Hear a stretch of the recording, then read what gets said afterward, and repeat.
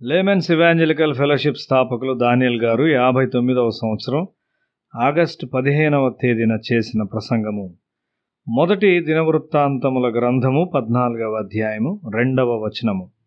తన జనులకు ఇశ్రాయేలీయుల నిమిత్తము యెహోవా అతని రాజ్యమును ఉన్నత స్థితిలోనికి తెచ్చినందున ఆయన తన్ను ఇశ్రాయేలీయుల మీద రాజుగా స్థిరపరచునని దావీదు గ్రహించెను.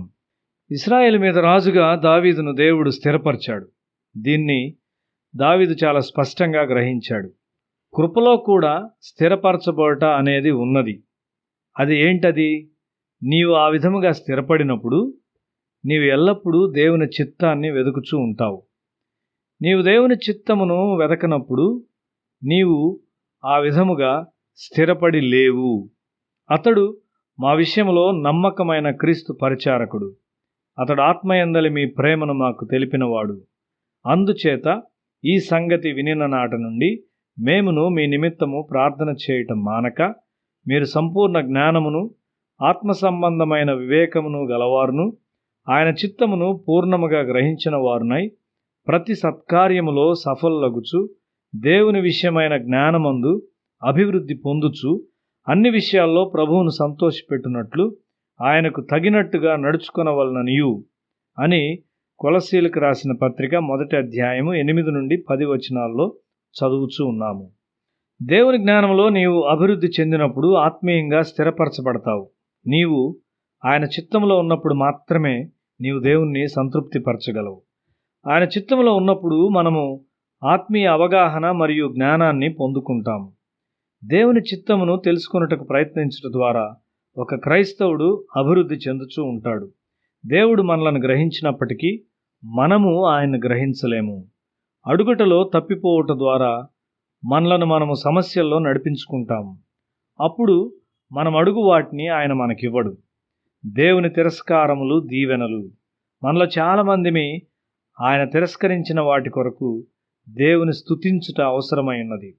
యోహాను సువార్త 11వ అధ్యాయము 41-42 వచనాలు. తండ్రి, నీవు నా మనవి వినినందున నీకు కృతజ్ఞతాస్తుతులు చెల్లించుచున్నాను. నీవు ఎల్లప్పుడూ నా మనవి వినుచున్నావని నేను ఎరుగుదును అని యేసు ప్రార్థించాడు. కుమారుడు మరియు తండ్రికి మధ్య పరిపూర్ణమైన అవగాహన ఉన్నది. ఆత్మీయ జీవితంలో స్థిరపరచబడట అనగా దేవుని చిత్తమును ఎరుగుట మరియు చేయుట. దేవుని చిత్తమును తెలుసుకొనుటకు నీవు వేచి ఉండగా దేవుని చిత్తమును చేయుటకు నీవు బలపరచబడతావు.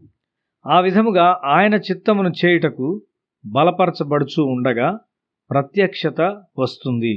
ప్రతి సత్కార్యంలో మనము పరిపూర్ణులముగా ఉండాలని దేవుడు మనలను కోరుచున్నాడు. హెబ్రీ పత్రిక 13వ అధ్యాయం 21వ వచనము. యేసుక్రీస్తు ద్వారా తన దృష్టికి అనుకూలమైన దాన్ని మనలో జరిగించుచు ప్రతి మంచి విషయంలోనూ తన చిత్త ప్రకారము చేయుటకు మిమ్మును సిద్ధపరచునుగాక. యేసుక్రీస్తుకు యుగయుగములకు మహిమ కలుగునుగాక.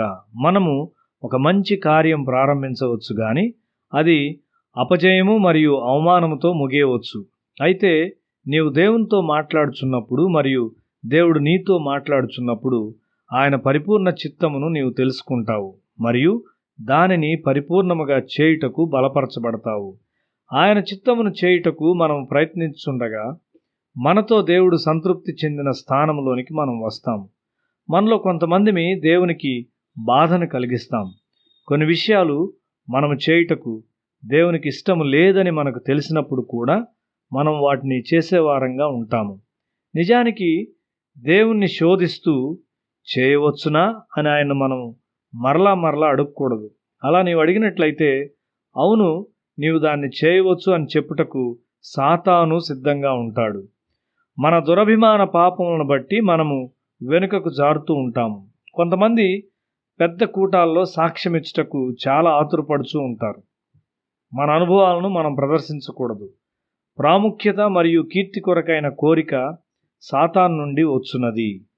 చాలామంది బాగా ప్రారంభిస్తారు కానీ పూర్తి చేయరు. ఎందుకంటే అది తప్పైన కోరికలను బట్టి. దేవుని చిత్తం మనకు ఎల్లప్పుడూ శ్రేష్టమైనదిగా ఉండును.